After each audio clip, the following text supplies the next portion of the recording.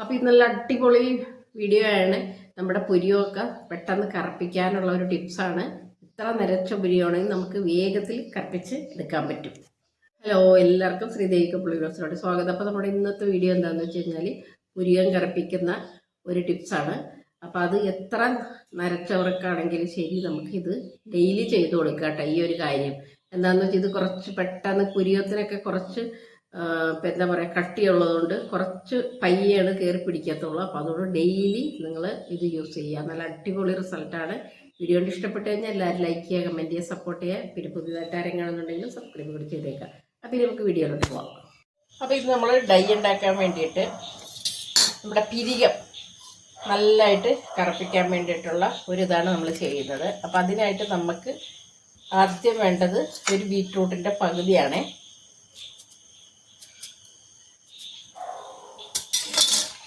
ബീറ്റ്റൂട്ടിൻ്റെ പകുതി എടുത്തിട്ട് ഞാൻ തൊലി കഴുകി തൊലിയൊക്കെ ചെത്തേണ്ട കാര്യമില്ല, ചുമ്മാ കഴുകിയാൽ മതി.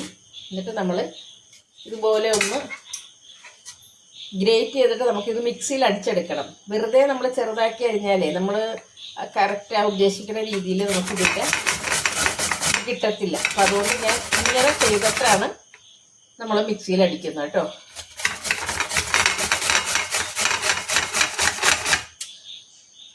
ഒരു പകുതി മതി, നിങ്ങൾക്ക് കുറേ നാളത്തേക്ക് ഉണ്ടാവും. അപ്പം ഞാനത് മുഴുവനൊന്ന് ചെയ്തെടുക്കട്ടെ. ഇനി നമുക്കിത് എന്ത് ചെയ്യണമെന്ന് വെച്ചാൽ മിക്സിയിലൊന്ന് നല്ല പോലെ അരച്ചെടുക്കുക.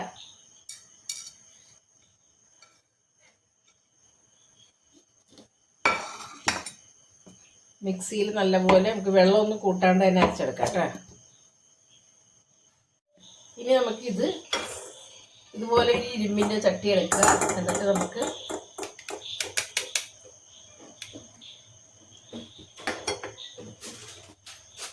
അരിച്ചെടുക്കണം കേട്ടോ.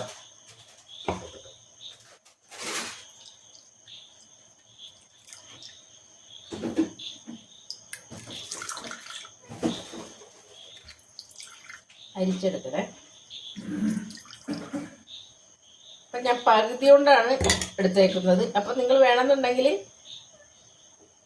ജ്യൂസ് ഇതിൻ്റെ കുറവാണെന്നുണ്ടെങ്കിൽ ശകലം വെള്ളവും കൂടി ചേർത്ത് അടിച്ചെടുക്കാം കേട്ടോ.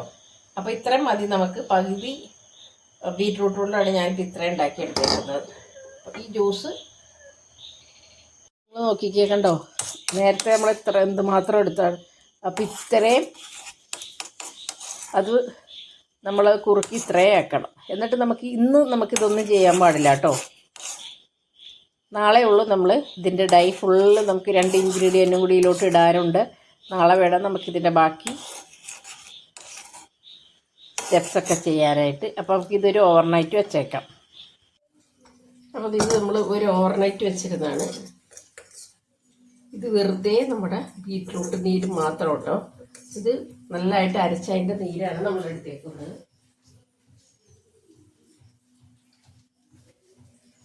എന്നിട്ട് ഇത് ഒന്ന് കുറുക്കിയെടുത്തിട്ടുണ്ട്. കുറുക്കിയെടുത്ത് നമുക്ക് അത് ശരിക്കും പറഞ്ഞു കഴിഞ്ഞാൽ നമ്മളിത് എനിക്ക് തോന്നുന്നു ഒരു 1/2 ഗ്ലാസോളം ഉണ്ടായിരുന്നു. അത് നമ്മൾ പറ്റിച്ചിങ്ങനെ എടുത്തതാണ്. അപ്പം ഇതാണ് നമുക്ക് വേണ്ടത്. 1 സ്പൂൺ ഉണ്ടോ. ഇത് 1 സ്പൂൺ എടുക്കുക നമ്മൾ. ഇത് ശരിക്കും 100% നാച്ചുറൽ റെമഡിയാട്ടോ ഇത്.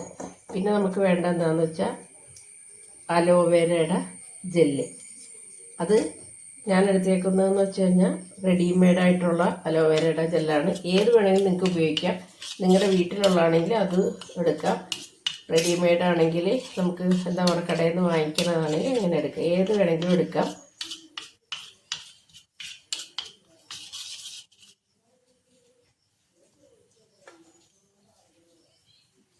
പിന്നെ നമുക്ക് ഇതിലോട്ട് വേണ്ടത് എന്താണെന്ന് വെച്ച് കഴിഞ്ഞാൽ ചിരട്ടയുടെ കരിയാണ് നമ്മൾ ഇതിലോട്ട് ഉപയോഗിക്കുന്നത് കേട്ടോ. ചിരട്ടയുടെ കരി എന്ന് പറഞ്ഞാൽ ചിരട്ട നല്ലതായിട്ട് നമ്മൾ കത്തിച്ച് അതിൻ്റെ പൊടിയെടുക്കുക. അത് നിങ്ങളുടെ ഇഷ്ടം പോലെ നിങ്ങൾ ചെയ്യുക. ഒന്നില്ലെങ്കിൽ കുറച്ച് ചിരട്ടയൊക്കെ മിക്സി പൊടിയാൻ പാടാണ്. അപ്പോൾ 2 ചിരട്ടയുടെയൊക്കെ എടുത്ത് പൊടിച്ച് വെക്കുക. അതല്ലെങ്കിൽ നമ്മുടെ കല്ലേലിട്ട് പൊടിക്കുകയോ എന്താണെന്ന് നിങ്ങളുടെ സൗകര്യം പോലെ ചെയ്യുക. കണ്ട. എന്നിട്ട് ശേഷം നമ്മൾ ചെയ്യേണ്ടത് എന്താണെന്ന് വെച്ചാൽ ഇതിലോട്ട് നമ്മളിടേണ്ട ഉണക്കെണ്ണയില്ലേ, അതാണ് നമ്മൾ ചേർത്ത് കൊടുക്കേണ്ടത്. കാസ്റ്റർ ഓയിലാണ് നമ്മൾ ഇതിലോട്ട് ചേർത്ത് കൊടുക്കേണ്ടത് കേട്ടോ. അപ്പോൾ അതും കൂടി നമ്മൾ ഇതുപോലെ നല്ല പോലെ ആക്കുക.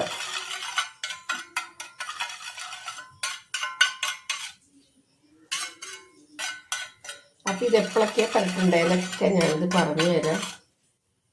അപ്പോൾ ഈ ഒരു മിക്സ് നിങ്ങൾ ഫ്രിഡ്ജിൽ തന്നെ സൂക്ഷിക്കണം കേട്ടോ. എന്താണെന്ന് വെച്ചാൽ നമ്മൾ ബീറ്റ്റൂട്ടിൻ്റെ നീര് നല്ല പോലെ നമ്മൾ കുറുക്കിയാണ് എടുത്തേക്ക് എങ്കിലും നമുക്കിത് കുറച്ച് വെള്ളമയമൊക്കെ കാണും. അതുകൊണ്ട് നിങ്ങൾ ഫ്രിഡ്ജിൽ തന്നെ ഇത് നിങ്ങൾ സൂക്ഷിക്കണം.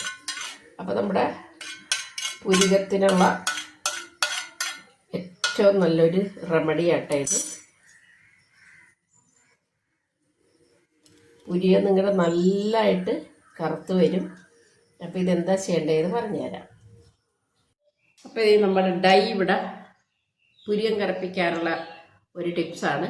അപ്പോൾ ഇത് നിങ്ങൾ എന്ത് ചെയ്യണമെന്ന് വെച്ച് കഴിഞ്ഞാൽ ഇത് ഏതെങ്കിലും ഒരു മൂടിയുള്ള ഒരു പാത്രത്തിൽ വേണം നിങ്ങളിതിട്ട് വെക്കാനായിട്ട്.